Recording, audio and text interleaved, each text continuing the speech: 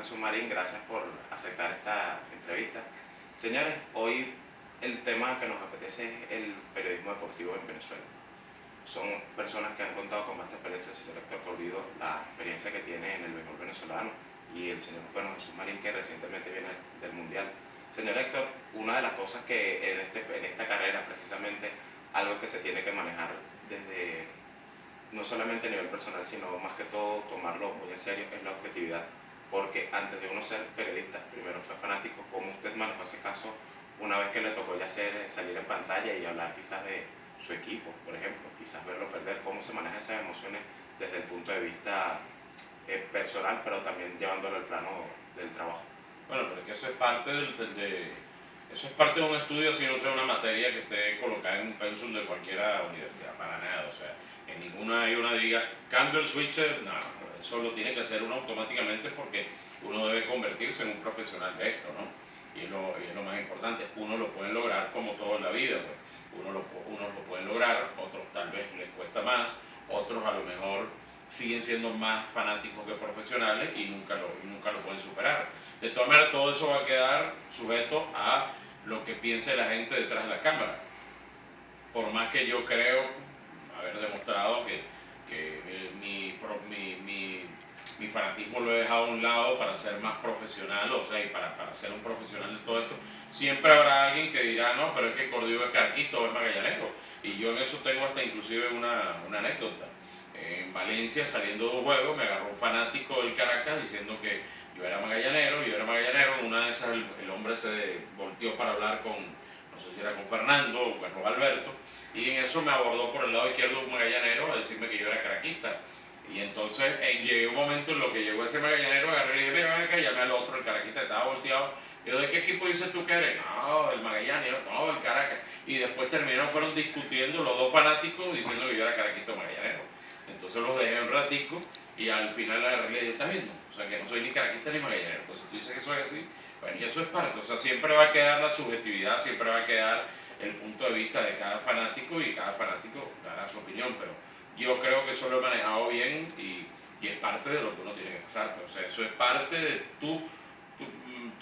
bueno, va más allá de la tesis y de todo lo que tú tienes que hacerlo. Es una obligación el periodismo hacer eso.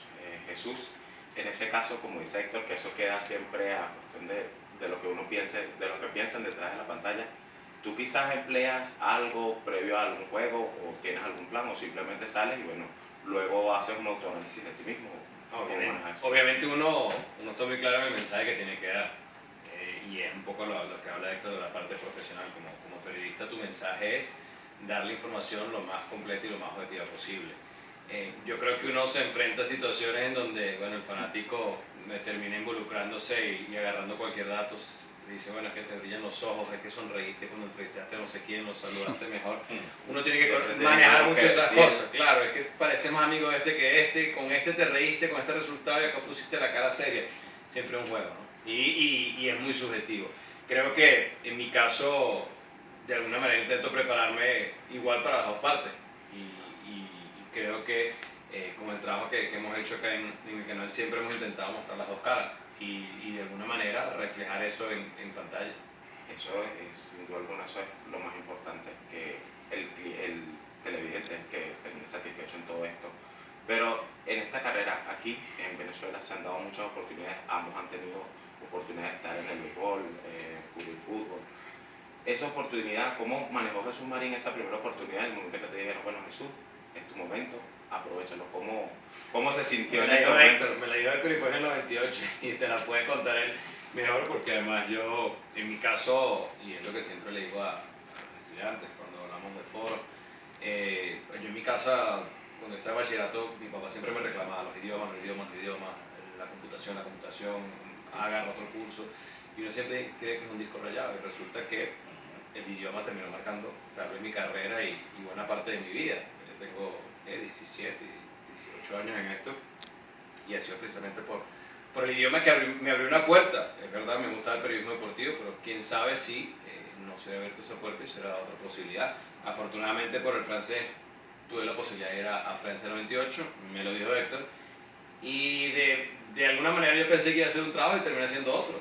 y fue ese trabajo que me terminó marcando la carrera. Entonces creo que uno, hablando un poco de la preparación, hablando un poco de lo que uno busca, hablando de las metas que uno quiere en su vida, bueno, todo va sumando y en algún momento va engranando para uno poder cumplir con las cosas.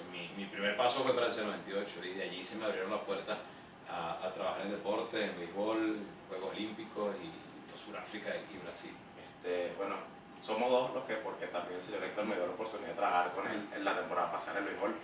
Y una de las cosas que me quedó una vez que hablé con él es que él me dijo que para llegar a lejos siempre tienes que empezar desde abajo, y él me dijo que él recogió cables y de repente surgió esa oportunidad. Señor Héctor, usted refleja eso siempre y se lo hace saber a las personas, pero en ese momento, ¿cómo fue su entorno familiar? Mira, ahí está Héctor en la pantalla, Héctor, mira, te vi, quizás los vecinos, concha, apareciste en pantalla. Como uno, quizás eso llena de satisfacción personal, pero también lleva momentos en que uno dice, bueno, mira, ya estoy en otro punto. ¿Cómo fue eso? O sea, Sí. siempre estuvo con los pies en la tierra, digamos. Sí, obviamente, además era otra cosa, era otra televisión en aquel entonces. Primero, mis primeros pasos fueron en lo que era el Canal 5, que un programa que hacía Chiquitín Etegui, que se llamaba, bueno, no recuerdo el nombre, era algo deportivo en algo, era que se llamaba el programa Chiquitín en el Canal 5, y de ahí más o menos empecé hasta que me llamaron aquí en Venevisión para hacer un trabajo de producción, bueno, algo parecido a lo que le ocurrió a Marín cuando fue a Francia, un trabajo de producción en lo que fue Seúl 88. Y bueno, pues oye, era tan complicado el trabajo, y yo siempre le dije, bueno, mira, yo quiero una oportunidad, no se dio la oportunidad, empecé a trabajar en cámara, y es lo que tú dices, en aquel entonces no había los canales de cable, había que ver, eran Radio Caracas, Venevisión, Canal 5, Canal 8, y creo que todavía o estaba por empezar Televen, por ahí estaba todo aquello, o sea, no había mucha variedad, pero obviamente, por supuesto, eso ocurrió un boom en mi familia importante, por supuesto que sí, y se sigue viviendo de alguna manera. Ya, claro, ya tu familia no lo ve desde ese punto de vista porque ya es una costumbre, ya saben que tú estás allí, pero siempre va a haber alguien que te va a ver, que te va a decir algo, y sobre todo ahora del post-mundial ha sido bien bonito la calle, todavía los comentarios que se dan, y eso nunca va a pasar, o sea, siempre va a haber alguien. Siempre vas a tener un hijo ya como más de crítica que otra cosa, tal vez las de Marín, que son unas nenas preciosas, todavía pequeñas, lo verán de otra manera, pero ya los míos que son más grandes, ya, bueno, si me equivoco, son los primeros que van a llamar, van a escribir, a decir, ¿qué pasó? Entonces, parte de eso uno no va a escapar nunca, siempre la familia va a estar orgullosa. Aunque yo digo una cosa, la familia está orgullosa de ti, no porque salgas allí, sino porque demuestras que puedes hacer un buen trabajo, más nada. Porque para llegar ahí hay que trabajar. Al principio sí, a lo mejor sales al principio y sí, oye, qué bueno, estás ahí, pero ya después, si tú mismo no das calidad, entonces tu familia o no te dice nada, o habrá alguien de la familia que de verdad es familia y te diga, mira, no estás haciéndolo bien. Y bueno, en mi caso, mi primer fan es mi papá. Eso es lo importante, porque para llegar ahí creo que hay que tener dedicación y amar esta carrera. De lo contrario no se llega a ningún lado, y hay muchas personas, muchos toman desde el televidente, piensa que muchas personas llegan ahí, quizás cambien, pues considero, los he tratado a nivel personal ambos y creo que no fue así. Más sin embargo, No, pero conozco personas que sin duda alguna cambian totalmente su manera de ver y de hacer las cosas, inclusive. En esta carrera de tanta experiencia se hacen amigos, quizás se pierden algunos, pero sin duda alguna Jesús Marín tiene que tener quizás un compañero que dice, mira, él me ayudó desde el principio, quizás fue su jefe, quizás fue un compañero. No, lo tengo aquí al lado, quizás, en el propio avión a Francia, propio avión a París, creo que la primera gran conversación que yo tuve con Héctor fue allí. Fue una conversación de 8 horas y media, se habrá interrumpido con la cena y con un descanso, y creo que, bueno, más allá de obviamente ser un jefe, más allá de ser la persona responsable de darme las pautas de trabajo, de darme las oportunidades de trabajo, yo creo que es la persona que siempre me ha dado recomendaciones y críticas para mejorar mi trabajo. Y obviamente alrededor de Héctor creo que hay un buen grupo de profesionales y amigos con los que afortunadamente en cada experiencia puedo trabajar y puedo compartir, que en medio de la amistad y en medio de los viajes también te van formando para seguir creciendo. En esta profesión creo que nadie se la sabe todas y nadie llega a un punto en decir, ya yo soy el mejor y ya no tengo más nada que mejorar.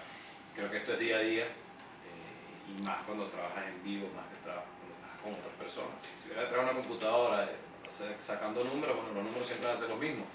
Pero acá, bueno, siempre hay un batazo, siempre hay una declaración, siempre hay un comentario, siempre hay una situación que te va a hacer aprender y te va a hacer, bueno, tener a alguien que te diga, mira, lo hiciste bien, vamos a mejorar esto. Y creo que todo mi entorno, afortunadamente a lo largo de mi carrera, empezando por Héctor, por Carlos Alberto, por Fernando, por Aldi, por Reyes, por todos los amigos con los que trabajo directamente en el canal, pues me han ayudado muchísimo y me siguen ayudando en este proceso. En el viaje a Brasil, más allá de las pautas de trabajo, siempre hay una recomendación o un mensaje, esto lo hiciste bien, o qué bueno te quedó esto, hay que mejorar esto.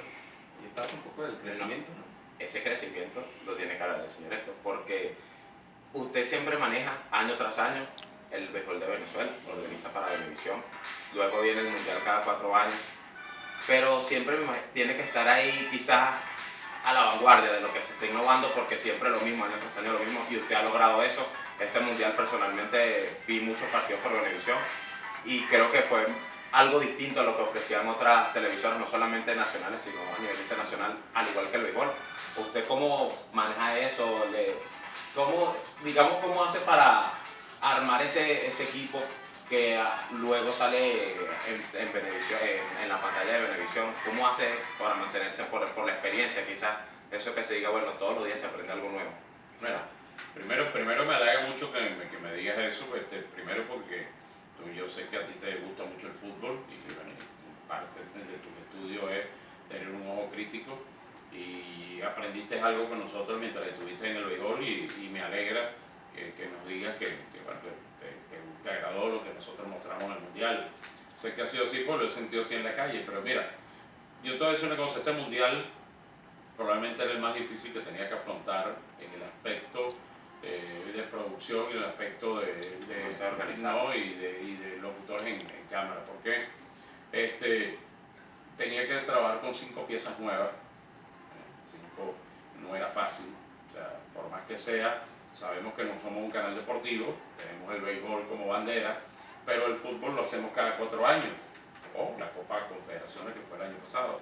Entonces, perdimos a Pedro Feble, lamentablemente, falleció Pedro, por un lado, José Manuel Rey no podía trabajar este año con nosotros, entonces, mira, habían elementos, se había ido Jaime Ricardo Gómez, que está en DirecTV ahora, Jesús Eduardo Acosta decidió abrir rumbos por Estados Unidos.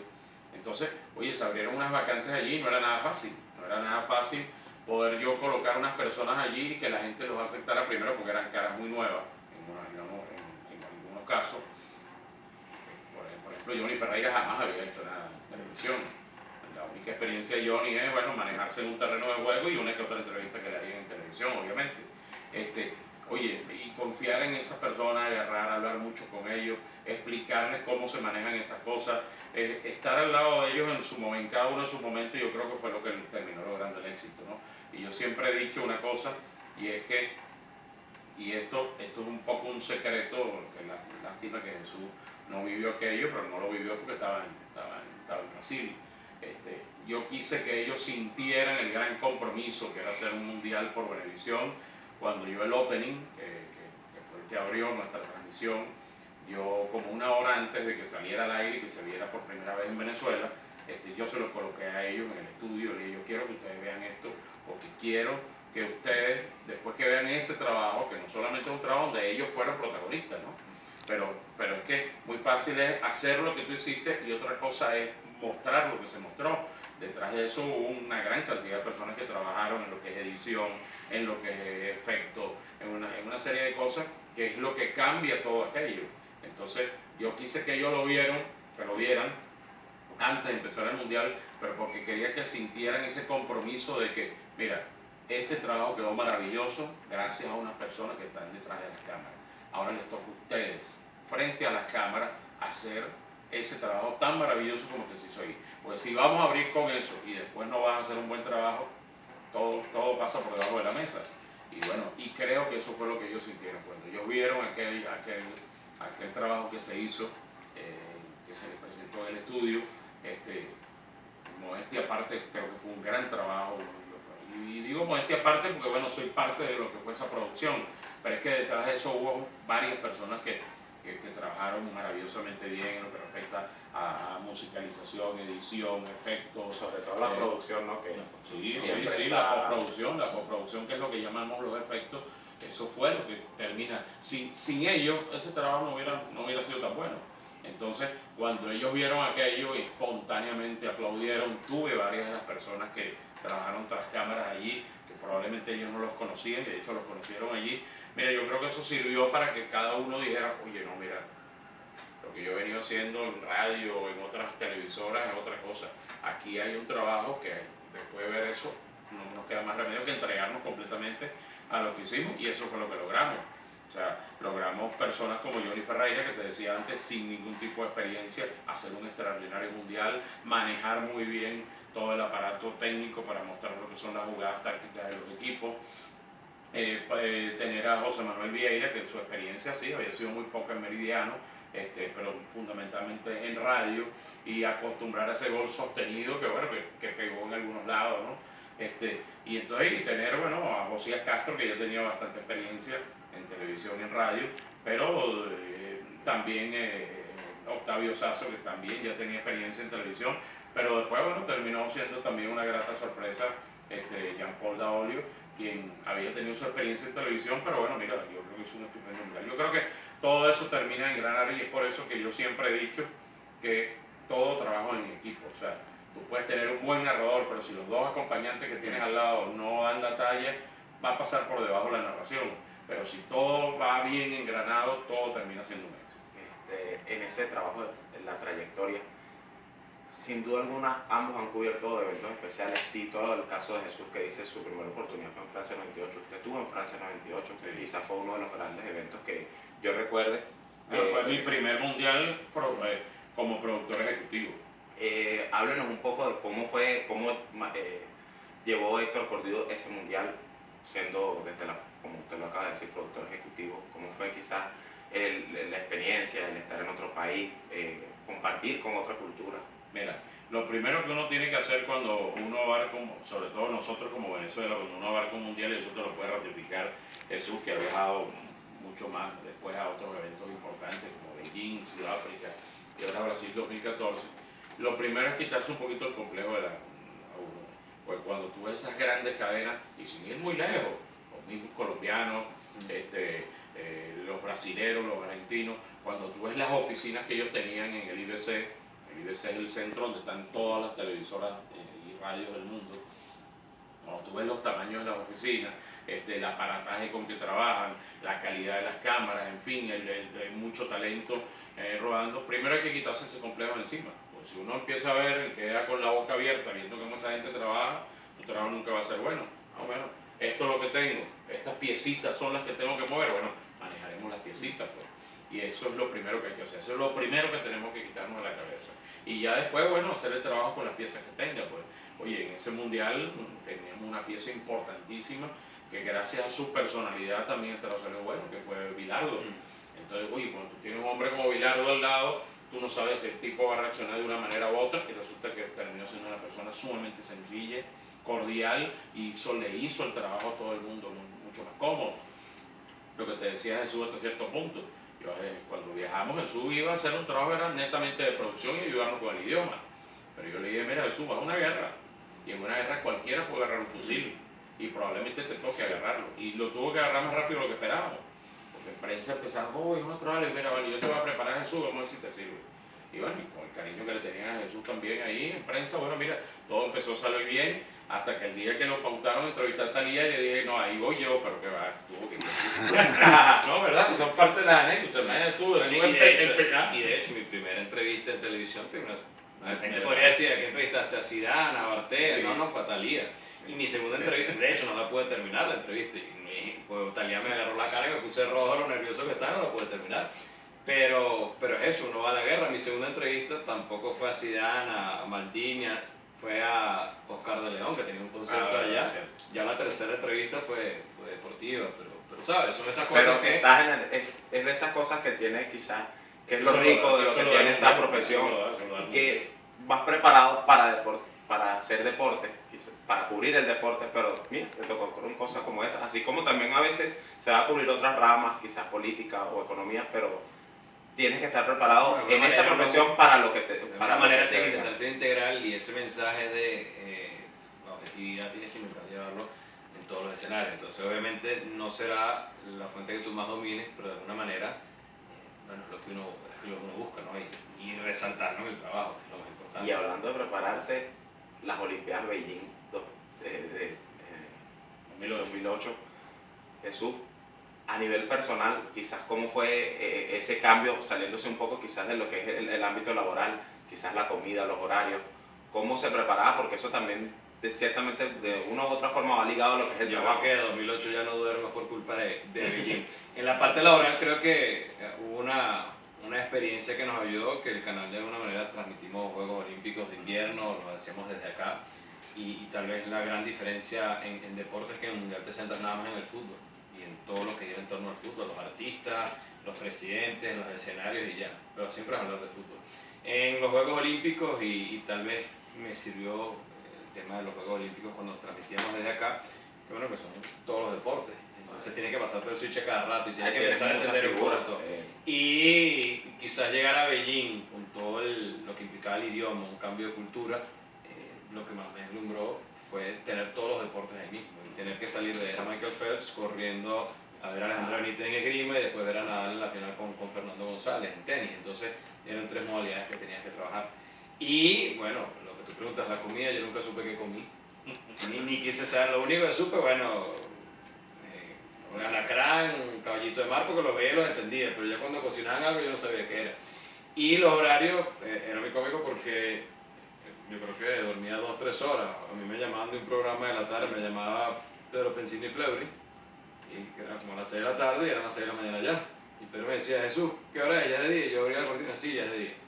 Y después en la tarde hablaba con César Miguel Rondón, y era el otro horario. Y entonces era como mis dos referencias. Yo sabía que era de día en Venezuela, de noche, por eso, porque además en deportes, y Héctor también adoptan el mismo horario, la misma realidad de Asia, aunque estén en Venezuela. Entonces yo sé que Héctor tenía los horarios cambiados como yo, y tal vez cuando yo le hablara de día o de noche, Héctor tampoco iba a saberlo, porque estaba con mi horario en China, ¿no? Ya para finalizar, todo lo que ha sido el trabajo del periodismo deportivo en Venezuela, ¿alguno de ustedes podría compartir con nosotros la visión de lo que ustedes... Mira, el béisbol venezolano, la organización es buena, pero le faltaría algo. El fútbol le faltaría, no, desde su punto de vista personal, ¿qué creen ustedes que quizás le falte a lo que es no solamente el fútbol, el béisbol, el baloncesto, sino todas las disciplinas deportivas? Ya Venezuela se ha sumado a muchas disciplinas que son extrañas para nosotros, varios, y quizás en unas que anteriormente nos distinguían, como era el caso del boxeo a nivel olímpico, quizás se hayan perdido, cómo rescatar ese tipo de cosas. Algunos que compartan quizás la visión de lo que... Hay una realidad que creo que... Primero la realidad país. La realidad país que se refleja en el deporte, y no solo en los medios, sino que un deporte necesita apoyo económico para crecer. Un atleta necesita un seguimiento, un equipo necesita poder viajar. En deporte vamos a ver igual, en la cobertura de los medios necesitas la difusión, pero para la difusión necesitas los recursos. Necesitamos buenos estadios, necesitas los recursos para los buenos estadios. Entonces hay una realidad que va marcando, lamentablemente, para bien o para mal, el crecimiento o el estancamiento de una actividad. Es cierto que hay figuras que por sus habilidades individuales pueden surgir y pueden brillar, y lo vemos en el caso del béisbol mucho más en el plano individual, porque son súper dotados, son grandes figuras, pero cuando son planos equipos, tal vez termina pegando un poco más porque el trabajo en conjunto necesita mayor trabajo, necesita mayor inversión. A nosotros los medios también, creo que hay muy buenos profesionales en cada una de las modalidades, pero hace falta mayor espacio para poder desarrollarse, ¿no? A eso voy, a los espacios, los estadios, donde muchas veces se tiene que hacer entrevistas, hacer conferencias, surgen lo que serían los departamentos de prensa de cada uno de los equipos. Señor Héctor, usted que ha estado tanto tiempo en el béisbol, quizás qué le faltaría, quizás, no sé, por decir, el estadio José Bernardo Pérez en Valencia y los sitios, porque es uno de los pocos estadios que cuenta con una sala donde quizás las personas se puedan hacer conocer su opinión, quizás algo parecido que en medio de la situación país ayude a surgir a lo que es el periodismo deportivo, quizás debate o una zona donde se pueda cumplir, o quizás una zona mixta, como tú viviste en Brasil 2014, algo parecido que pueda, sin duda alguna, impulsar más allá de lo que sería el aporte económico, que siempre es importante en todo aspecto. Eso ha ido cambiando mucho y yo creo que de las ligas organizadas del deporte en nuestro país, quien mejor ha manejado eso es la Liga Venezolana de Béisbol Profesional, tal vez por la importancia que tiene, tal vez por ese poder económico que es cierto ha ido mermando, bueno, por lo que decíamos antes, la situación país, la empresa privada está más limitada para poder ser un anunciante importante, porque sin esos anunciantes importantes no podemos hacer nada. Si no, ven el ejemplo de lo que acaba de pasar con la FIFA. Imagino el dineral que debe pagar Sony, Visa, Budweiser, por decirte tres, Kia, Hyundai, que fueron los grandes patrocinantes, Adidas, que bueno, que fueron los grandes patrocinantes del mundial, ¿no? Entonces sin eso tú no puedes avanzar, no puedes seguir adelante. Entonces, la Liga Venezolana de Béisbol Profesional, dentro de la incomodidad que significa trabajar en esos estadios, porque son estadios muy viejos, son estadios que no pertenecen a los equipos, porque es muy fácil decir, bueno, pero es que los equipos no, porque esos estadios no pertenecen a los equipos. Entonces, ha habido momentos en que en las gobernaciones, en su momento la del Estado de Aragua y ahora la de Carabobo, que han creído en todo eso y los proyectos han servido para que los estadios los mejoren. Han fallado las del Zulia, pero ya implican otras cosas, ¿no? El Zulia probablemente es el estadio más incómodo para trabajar, lamentablemente, pero es porque entonces lo quiere absorber la gobernación, pero no, el estadio entonces es de la universidad, entonces es otra ciudad. Son demasiadas, hay demasiadas aristas alrededor de cada una de esas cosas que impiden que las cosas puedan mejorar. Al momento que estamos haciendo este trabajo, estamos viendo que bueno, los estadios de Caracas están terribles para empezar el fútbol. Y el fútbol, en el momento que estamos hablando aquí, faltan 2 días para que se inicie en nuestro país. Y entonces, oye, de verdad, tú ves aquella foto y tú dices, oye, esto no puede ser. Y aquí van a venir equipos a jugar la Liga Suramericana, la Copa Libertadores y la tristeza, ¿no? Que esos equipos tengan que venir a jugar en esos estadios aquí, ¿no? Entonces, eso es duro y eso hay que trabajar para el país. Y cuando tú mejores todas esas cosas, el crecimiento va a venir. Como dice Jesús, ¿qué pasa? Un muchacho de 16, 17 años que es una potencia en béisbol, se lo llevan de aquí, los van formando en Estados Unidos y después terminan siendo las estrellas que son. Que comenzaron aquí, sí, bueno, lógico, que no todos, un muchacho a los 12, 13, 14 años está aquí, ¿no? Pero entonces la muchachita está peinado, tuvo que salir fuera de aquí para surgir, por poder ser una muchacha. Bueno, no le fue bien ahorita, vamos a ver cómo ahora va a surgir. O sea, hay individualidad, y el caso individual más glorioso que tenemos últimamente es Rubén Limardo, pues. Y ya sabemos dónde practicó Rubén, qué tuvo que hacer Limardo para ser campeón olímpico, ¿no? Y entonces, mira, hay muchas cosas que hay alrededor que tienen que mejorar obligatoriamente para que el deporte en nuestro país mejore en todos los aspectos, no solamente el aspecto deportivo, sino en lo que tú tocabas. Sumado a estas aristas, aceptando lo que usted mencionaba, la producción nacional independiente hoy en día es algo de que en muchos canales lo llevan precisamente por ese factor, por un factor quizás económico que es influyente, pero esa producción nacional quizás también tiene una arista importante que es lo que son el caso de muchas leyes que afectan no solamente al programa como tal, sino que esos programas dependen mucho de lo que es la publicidad, porque hay muchas leyes que quizás no se puede publicar esto, no se puede, mira, esto no, este cliente no. Entonces, ¿cómo ustedes, sobre todo usted que maneja eso directamente, cómo se maneja, desde el punto de vista de productor nacional independiente, cómo afronta eso para mantener esa productora quizás en pie y bueno, contar con uno o con otros clientes? Y también depende de lo que sea el programa como tal. Mira, la producción nacional independiente me parece una estupenda idea. El único problema con la producción nacional independiente son los mismos productores nacionales independientes. Hay programas, y yo particularmente, si yo estuviera al frente de un canal X deportivo, yo no lo pondría al aire, por la mala calidad en que están hechos. O sea, yo entiendo que tal vez no tienes los recursos, pero hay que mejorar eso. Entonces, ¿qué ganamos? Porque por decirte algo, El voleibol de playa tiene un programa independiente. Pero si el programa es malo, no le va a llegar a nadie.